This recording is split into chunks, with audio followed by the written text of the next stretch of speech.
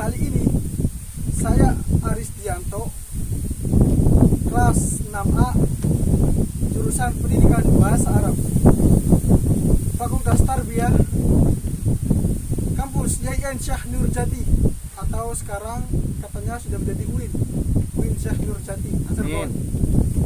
Nah, langsung saja saya akan membahas tentang tugas-tugas guru, tugas-tugas sebagai guru.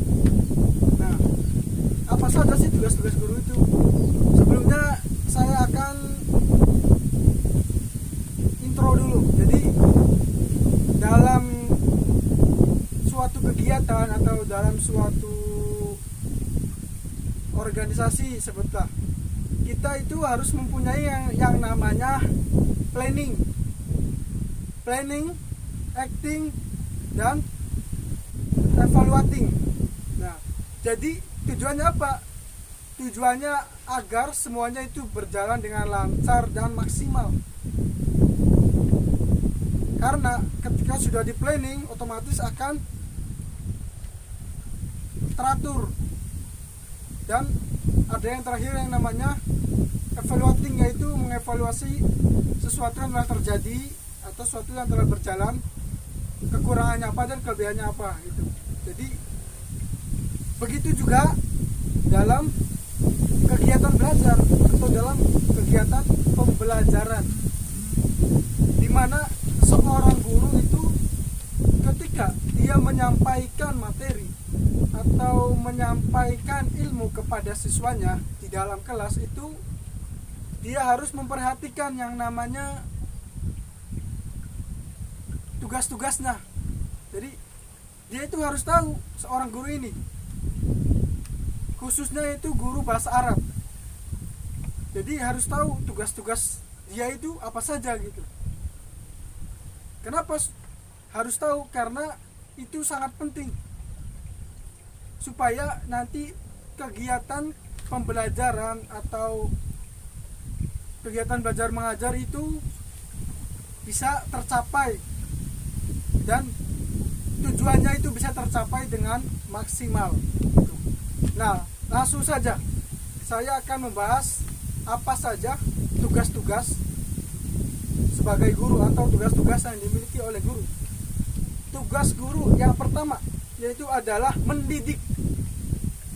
Nah, mendidik di sini berarti tugas orang guru adalah mendidik moral atau budi pekerti para muridnya atau para siswanya. Agar apa? Atau supaya apa? Supaya siswanya itu menjadi siswa yang berkependidikan gitu, atau mempunyai akhlakul karimah, akhlak yang mulia. Nah, jadi tugasnya yaitu guru bagaimana caranya atau mencari cara supaya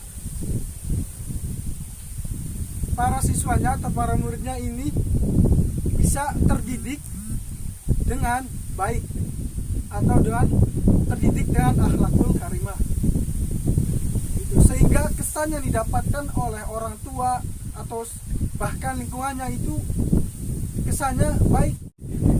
Selanjutnya yaitu membelajarkan, atau kata lainnya yaitu memberi pengetahuan kepada murid atau siswanya.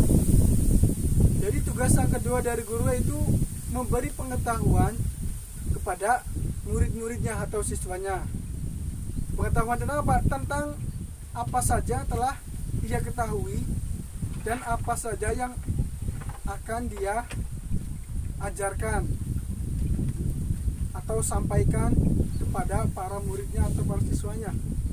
Ya, dengan tujuan apa? Dengan tujuan supaya yang tadinya tidak tahu, setelah diberi pengetahuan, setelah diberi penjelasan atau diberi ilmu oleh gurunya, otomatis si siswa ini akan tahu yang tadinya tidak tahu. Otomatis tujuan yang tadinya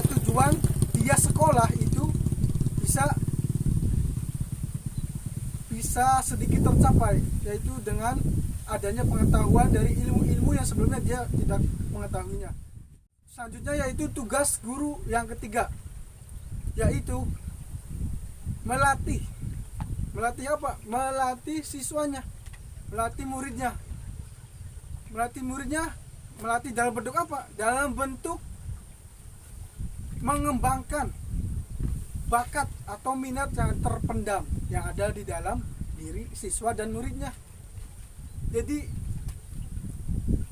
si guru ini otomatis harus, atau alangkah lebih baiknya, alangkah sangat baiknya mengetahui bakat antara murid satu dan yang lainnya, atau siswa si A, si B, si C dan sampai Z, itu harus tahu bakat-bakatnya sehingga bisa mengembangkan bakat-bakat yang dimiliki oleh para siswanya.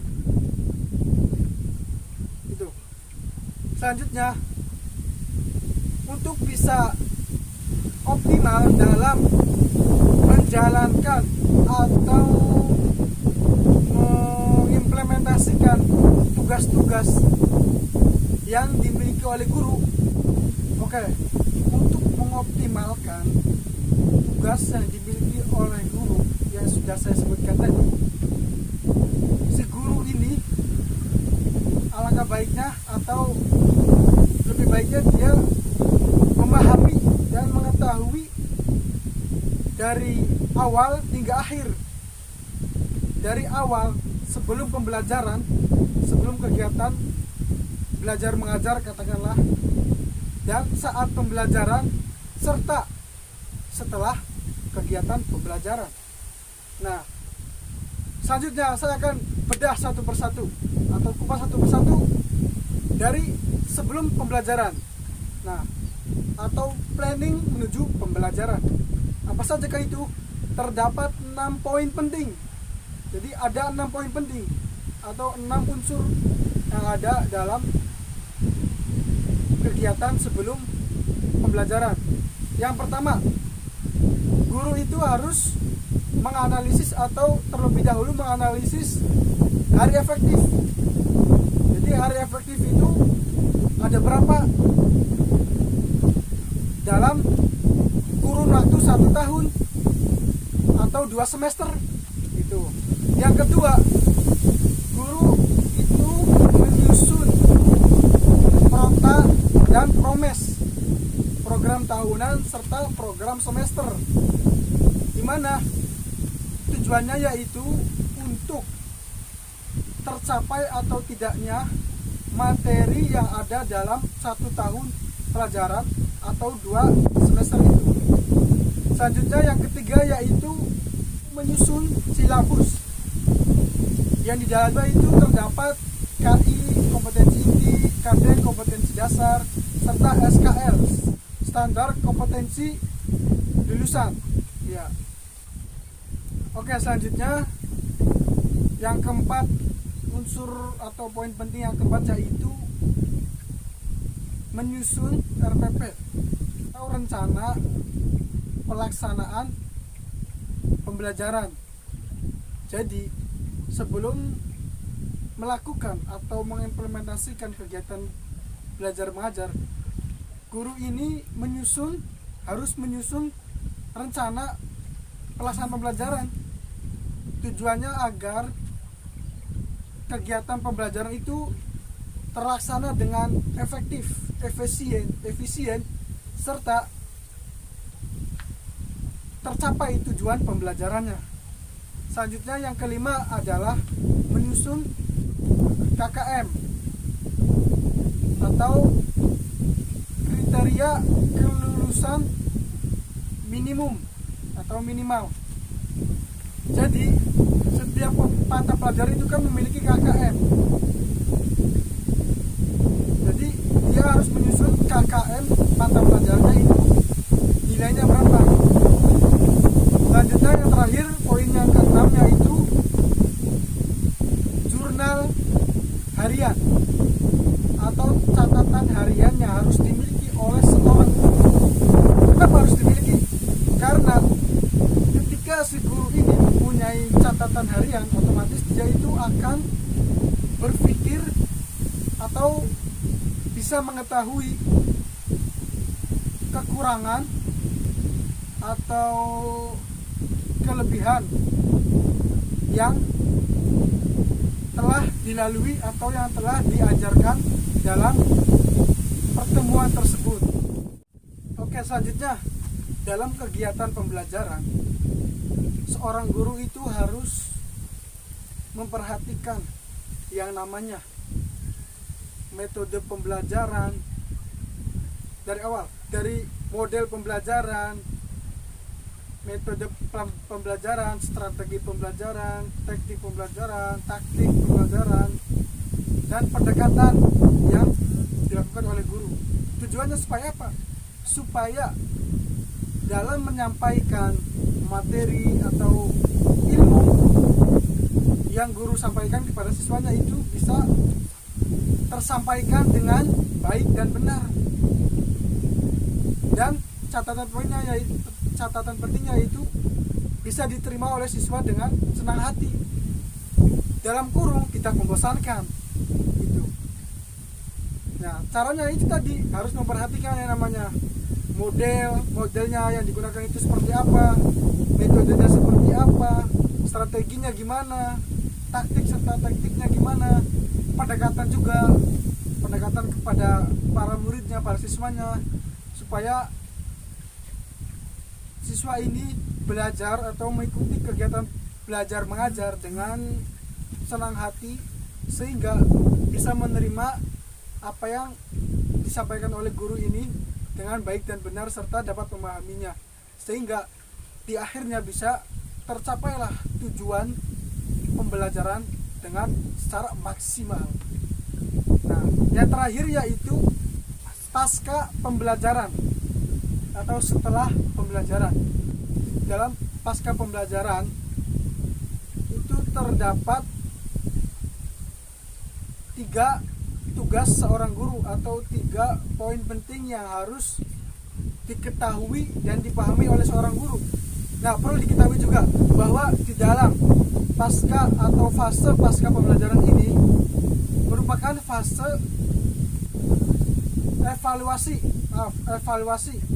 Jadi di fase ini tujuannya yaitu sebagai bahan evaluasi guru setelah kegiatan belajar yang dilaluinya itu memenuhi keinginannya atau memenuhi tujuannya, tidak tercapai tujuan pembelajarannya itu. Nah, langsung saja kita bahas. Yang pertama yaitu lembar soal atau lembar penilaian. Jadi guru ini harus menyiapkan lembar penilaian untuk siswa-siswanya. Yang kedua yaitu bahan soal. Jadi guru ini harus mempunyai banyak soal untuk diberikan kepada murid-muridnya. Yang terakhir, yang ketiga yaitu menyiapkan tugas individu dan tugas kelompok. Oke, sekian yang bisa saya sampaikan. Kurang dan sangat kurangnya mohon maaf. Billahi taufiq wal hidayah. Wassalamualaikum warahmatullahi wabarakatuh.